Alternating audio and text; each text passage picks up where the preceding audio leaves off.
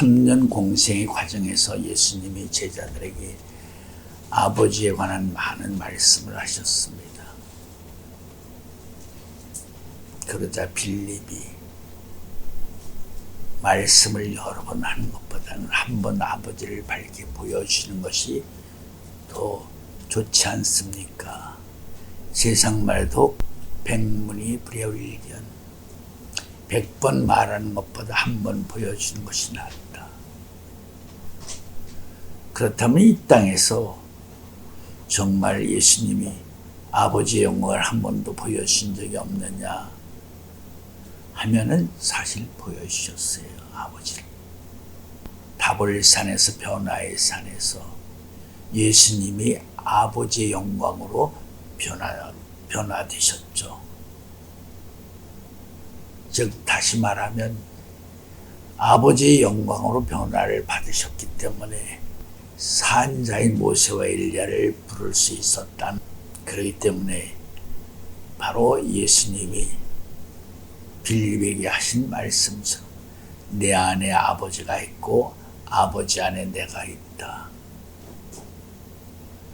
곧 바로 내가 뭐라는 거죠? 아버지라는 거죠. 그렇다면 예수님이 매일 기도하실 때에도 내 아버지라고 기도하시던 그 아버지의 존재는 어떤 존재인 것인가 하는 점을 우리가 생각해야 됩니다. 분명히 예수님은 그렇죠. 바로 우리가 말하는 하나님의 아들, 즉 아들로서 하나님이신 아버지를 항상 찾고 계시는 모습이, 기도하시는 모습이 성경에 잘 나타나 있습니다. 그렇기 때문에 예수님의 아버지가 계시는 곳이구나 하는 것을 자연스럽게 믿을 수밖에 없는 것이 우리의 입장이기도 하였습니다. 그래서 저도 예수님이 말씀하신 그 아버지를 뵙기를 간절히 기도한 적이 있었습니다. 오랜 동안.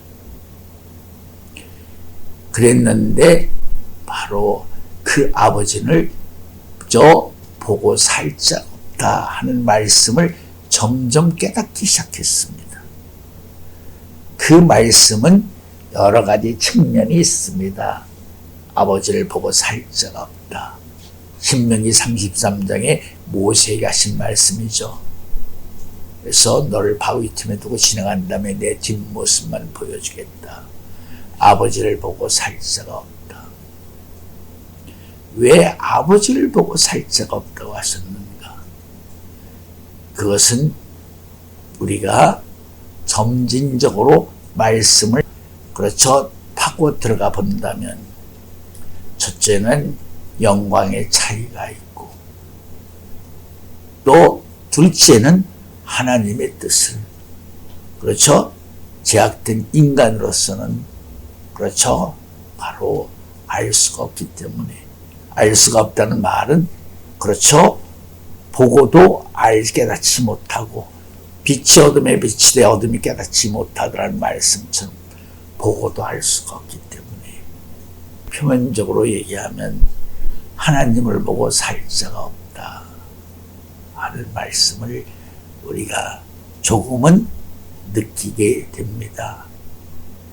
그러나 사실은 그런 뜻이 아닙니다. 예레미야 33장인 거 되면 약정이라는 말이 나오죠. 약정. 그렇죠? 밤에 대한 약정과 낮에 대한 약정.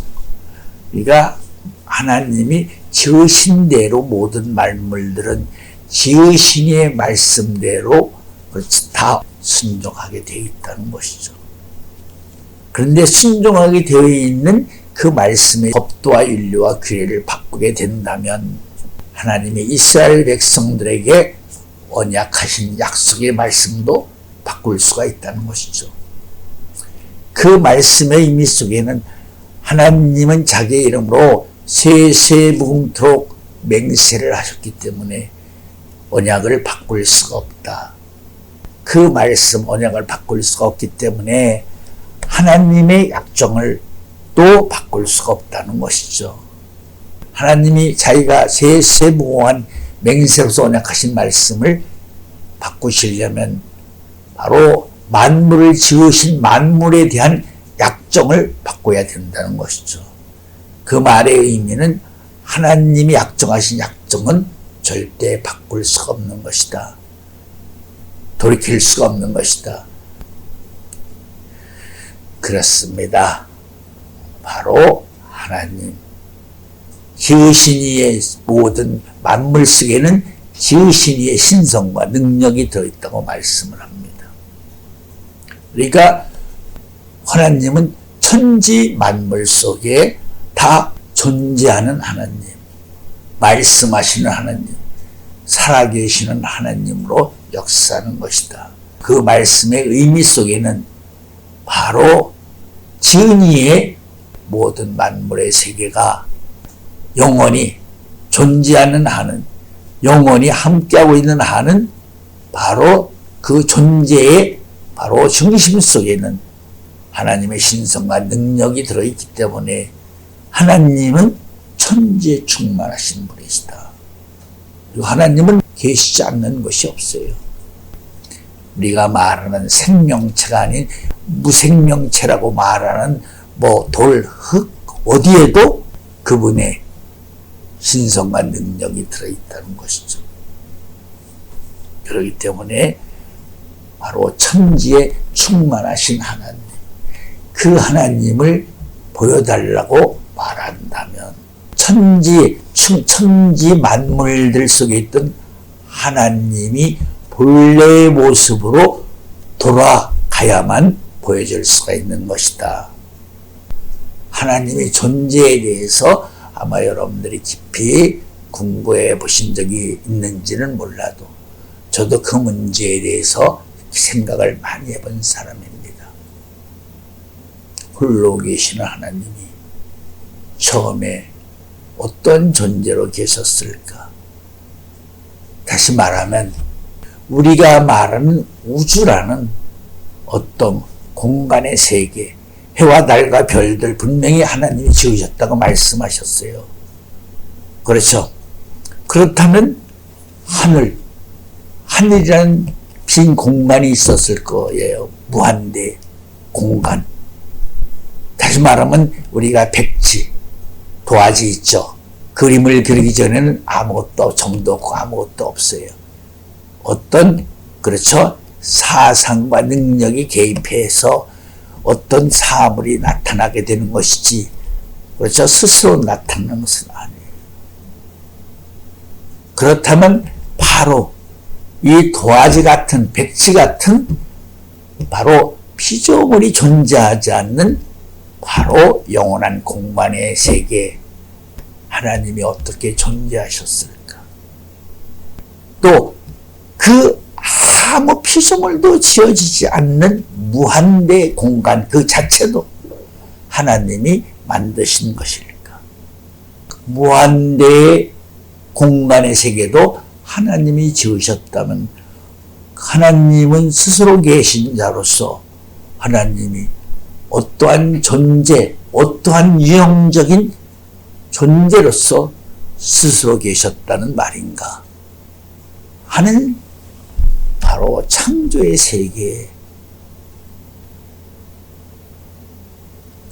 끝을, 중심을, 그렇죠, 나름대로 애써서 생각도 해보고 기도도 해본 적이 있었어요.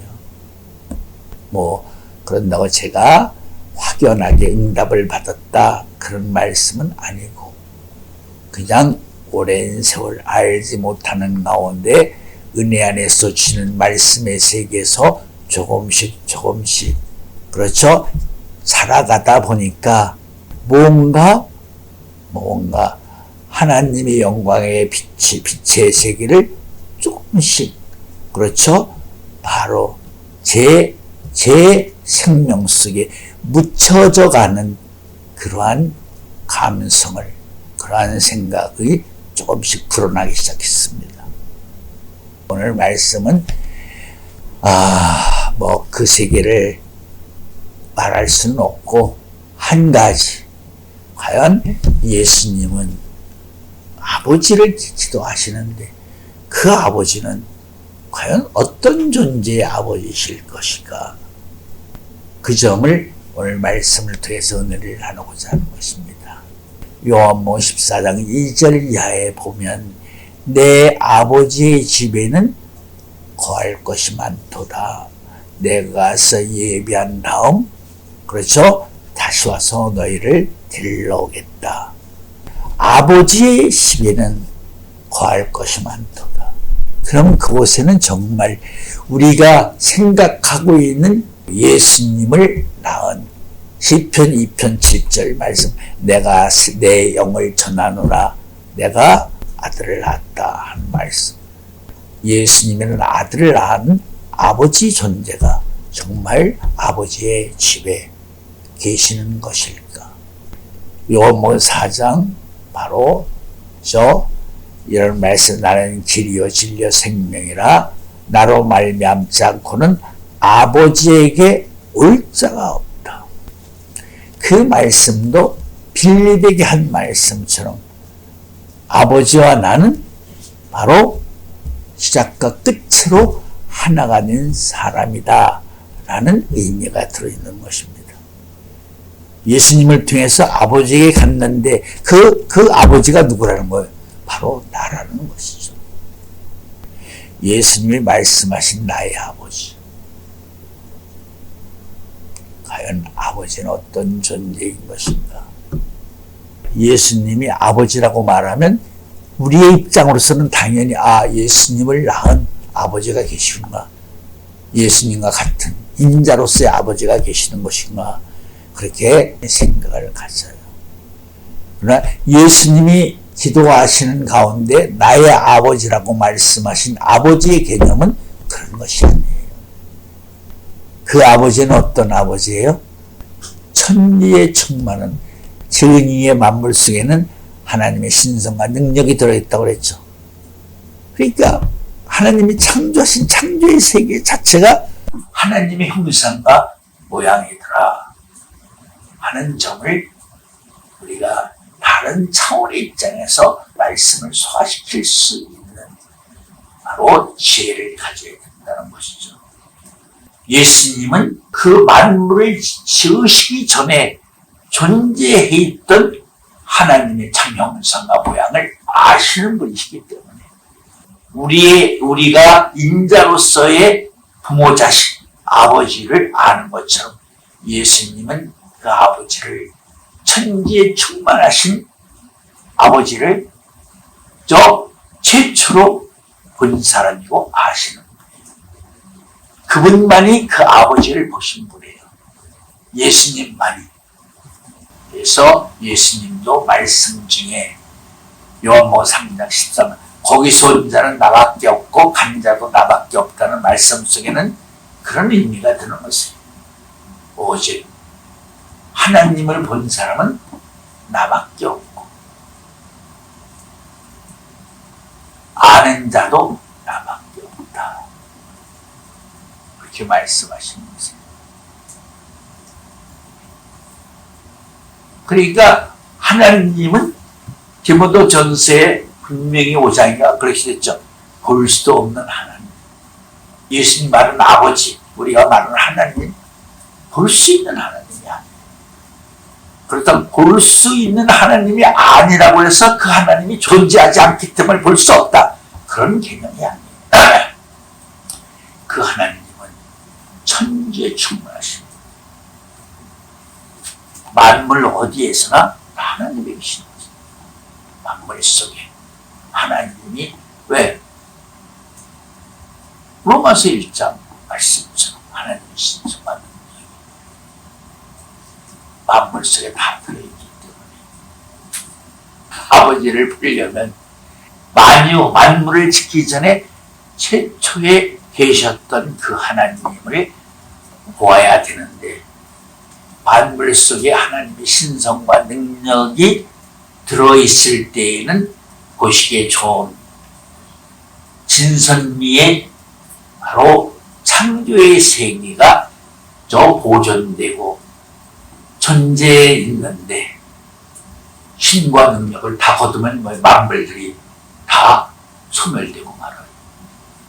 예를 들어서 말하면 세멘트의 재료가 뭐예요? 모래하고 세멘트 걸 섞으면 해서 굳어지게 되죠. 단단해지는 세멘이 모래하고 섞였기 때문에 굳어지는 거죠. 근데 세멘트에 있는 그런 능력이 상실된다면 굳어지지 않아요. 하나님이 그 신성과 능력을 거둔다면 수십 층 아파트가 그냥 모래로 쑥 다 내려앉아야 돼요. 신성과 능력이 그런 것이에요. 만물들의 지으신의 신성과 능력이 들어있기 때문에 만물들이 고유적으로 가지고 있는 생명의 세계가 아름답게 나타날 수 있는 것이고, 하나님이 바라시고 원하신 대로 그렇죠 보존되어 가는 세계, 영전한 세계가 이루어지는 것이죠. 그렇기 때문에 하나님을 보여주십시오. 이것은 구할 수 없는 것을 구하는 어리석은 자의 그렇죠 소치라고 말할 수 있는 것이죠. 그래서 아까 약정이란 말을 한 것이에요.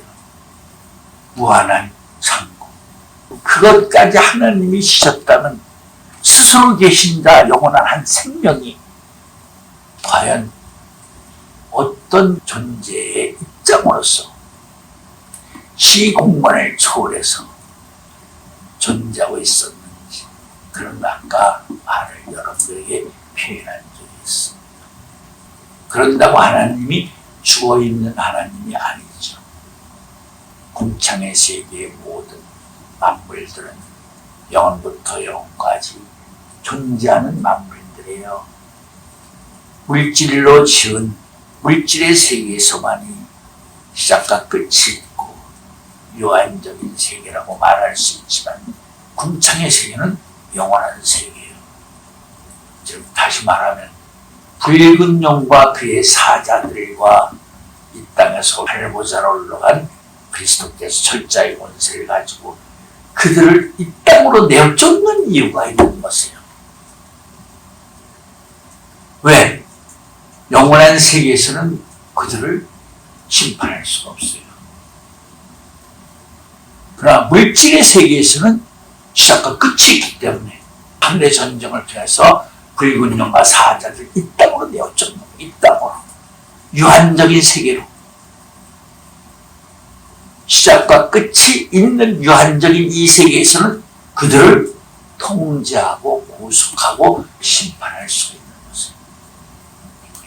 그래서 이 땅으로 내어쫓아야만 붉은 용과 그의 660명 그들을 이 땅으로 내어쫓았다는 말은 뭐지? 그들이 뭘로? 이 땅의 유한적인 존재로. 예레미야 50장에 51장에 보면 느부갓네살을 하나님이 그가 내 덫에 걸렸다. 하나님의 모략은 로마서 11장 33절인가 보면 무궁하신 모략이죠. 그래서 하나님이 이 땅에 만국을 다스릴 철자의 권세를 가진 아이를 좋은 시로 천국의 길 제밭에 뿌렸죠. 그러자 마귀가 바로 제밭에 가라지를 뿌렸어요. 좋은 씨도 이미 하나님의 품에 있던 존재죠. 열매를 거두셨기 때문에. 마찬가지 마귀가 뿌린 가라지도 그렇죠. 바로 천국에 있던 존재들이에요. 마귀들이 품고 있는 가장 우수한 씨들이죠. 그들을 제밭에 뿌렸다는 말은 그들이 이 땅에 임자로 왔다는 소리거든요. 유한적인 세계에 이 땅에 임자로 왔기 때문에 하나님은 그들을 심판하실 수 있는 것이에요. 그들을 멸망시킬 수 있는 것이에요. 무한적인 세계에서는 그들을 심판할 수가 없어요. 왜? 죽지 않는 존재이기 때문에. 그러나 이 땅에 온 이상은 유한적인 존재가 되기 때문에, 그렇죠? 히브리 9장 27, 한 번 사람이 태어나 죽는 것이 인지상정. 죽음의 세계가 있기 때문에 이 땅으로 하나님이 그들을 유도한 것이다. 그리고 영적 차원에서도 붉은 영화 그 사자들을 이 땅으로 내어 쫓았다는 말은 유한적인 세계 속에서 그들을 영원히 그렇죠 심판하기 위해서 땅에 내어 쫓았다라고 말씀할 수가 있다. 예수님께서 내 아버지라고 기도하신 그분은 아버지의 집에 하늘에 계시는 인자로서의 아버지가 아니라 이 말씀을 생각하시기 바랍니다. 바로 수가촌 여인의 예수님이 도담을 나누는 내용이 있죠. 그 중에 예수님이 이런 말씀하시죠. 하나님은 영이시니 이 산 저 산도 아니고 예루살렘 성전도 아니고 아버지께 예배드릴 때가 온다. 하나님은 영이시니 그렇게 예배드릴 자들을 찾으신다. 하나님이 영으로 계신다는 말은 우리가 생각하는 인자의 개념으로 계신다는 의미가 아니라 그가 지으신 만물 자체가 하나님의 형상과 모양이 되는 것이다. 그 말은 그가 지으신 만물 속에 하나님의 신과 능력이 들어있기, 인격이 들어있기 때문에 네가 구한 것처럼 만물을 지으시기 전에 본래에 홀로 계시던 하나님 그 하나님을 보기를 원한다면 지금 존재하고 있던 천주 만물을 다 본래로 다 회수해서 사라지게 하고 짓기 전에 그분 한 사람 그분의 모습을 보여달라고 요구하는 것과 같다는 것이죠. 볼 수 없는 가까이 갈 수도 없고 볼 수도 없는 그 하나님을 보여주기 위해서 바로 누구를 보내신 거예요? 말씀이 육신에 오신 예수님이 그 하나님을 보여주신 위한 바로 존재라는 것이죠. 그렇기 때문에 예수님이 누구예요? 예수님이 곧 하나님이고 예수님이 곧 아버지시죠. 그렇기 때문에 예수님이 아버지의 영광을 받으려면 뭐가 필요해요? 바로 아들이 필요합니다. 예수님이 땅에 오셨을 때와 같은 그렇죠? 하나님 아들과 방불한 제사장 하나님 아들과 방불한 아들을 탄생시켜야 돼요. 그래야 예수님이 본래에 뭐가 된 거죠? 아버지의 영광을 입게 된 거예요. 왜? 예수님 같은 아들이 태어나서 그분이 멜기세덱이 뭐예요? 하나님 아들과 방불한 그런 제사 아들이 되시고 그 아들이 예수님을 하늘 아버지라고 부르시게 되는 것이다. 삼위의 보좌가 있다는 말은 앉을 존재가 있기 때문에 보좌가 필요한 것이에요. 그 보좌는 다 어디 하늘에서 이루어진 것이 아니라 이 땅에서 이루어진 것이죠. 뜻은 하늘에서 세웠기 때문에 하늘에서 이루어진 뜻대로 이 땅에서 이루어지시다. 해를 입은 여인이 만국을 다스릴 철저히 원세를 가진 아이를 낳는다는 말은 원초적으로 말하면 아담의 갈비뼈로 하나님이 여자를 만든 것과 마찬가지죠. 그러나 마지막 때에는 예수님이 이뤄놓으신 십자가의 사역의 그 영광 속에서 해를 입은 남편이 산자인 바로 신부를 탄생시키는 것이다. 그러므로 이 땅에서 신랑 신부의 영광의 보좌가 이루어지는 것이에요. 재림의 마당에서. 그래서 성부, 성자, 성령의 보좌가 이 땅에서 다 마지막 재림의 마당에서 이루어지게 되는 것이다. 그런 의미가 있기 때문에 마지막 인자의 역사는 노아 때라고 하는 것이에요. 노아가 방주를 졌다는 말은 성부, 성자, 성령의 보좌를 상징적으로 그 기초를 이뤘다라는 의미가 있는 것이에요. 300규빗이 성부, 30규빗이 성자, 50규빗이 성령. 예, 바로 사방주를 졌다는 말은 바로 노아가 이 땅에서 성부, 성자, 성령의 보좌의 기초를 이뤘다. 다윗이 예수님의 왕권의 기초를 이룬 것처럼 노아도 그렇게 성부, 성자, 성령의 기초를 이 땅에서 이뤘다. 그렇기 때문에 마지막 인자의 역사는 노아 때와 같다. 노아 때와 같다는 말씀 속에는 바로 마지막 재림의 마당에서 성부, 성자, 성령의 보좌가 이루어진다는 걸 말하는 것이다. 그래서 이사야 55장 8절 9절 말씀처럼 나의 생각과 너의 생각은 다르다. 차원이 다른 것입니다. 우리는 아버지의 개념이 보이는 입장에서, 육신적인 입장에서 하늘의 아버지가 저 인자로 된 아버지가 계신다 이렇게 믿는 그런 개념을 가지고 있는 것입니다. 그 개념을 가지고 있기 때문에 예수님을 아들이라는 개념을 초월하지 못하는 것입니다. 여러분들이 요한복음 1장 3절 말씀을 생각하시면 됩니다. 요한복음 1장 3절 말씀. 만물이 그로 말미암아 지은 바 되었으니 지은 것이 하나도 그가 없이는 된 것이 없느니라. 자, 만물을 누가 졌어요? 예수님이 졌지. 그럼 만물 속의 신성과 능력은 누구의 것이에요?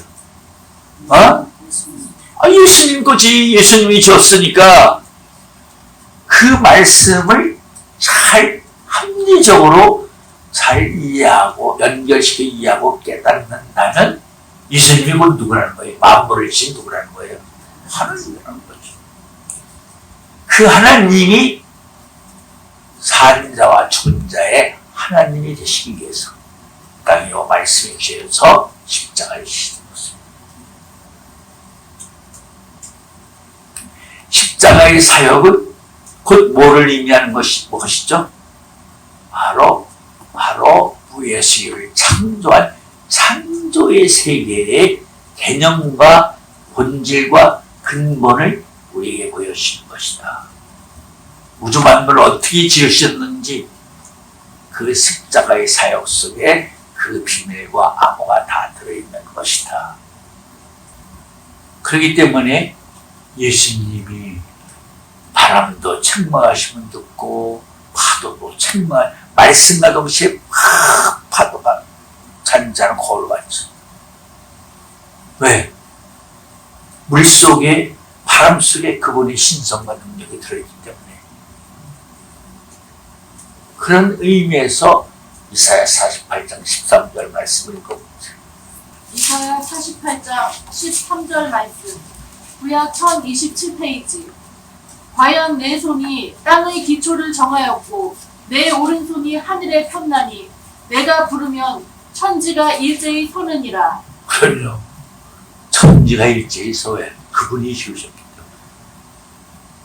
때문에. 예수님은 이 땅에 오셔서 예수님이 창조의 세계, 창조의 근원적인 모형을 친히 보여주신 역사를 얼마나 많이 하셨어요. 그리고 재창조의 세계에 창조의 모습도 많이 보여줬죠. 땅에 침을 발로 쓱쓱 비비고 손을 집어서 눈에 발로 실로한 곳에 가서 씻어라. 이건 뭐예요? 재창조의 역사의 세계를 보여주시는 것이고, 말씀과 동시에 38년 동안 환자가 벌떡을 뛰고 장님의 눈을 띄고, 이건 뭐예요? 재창조가 아니라 창조 본연의 역사의 세계를 우리에게 보여주시는 것이죠. 그분만이 두 창조 세계를 보여줄 수 있는 창조 본연의 하나님이시다 하는 사실을 잊지 말아야 됩니다. 기도 올리겠습니다.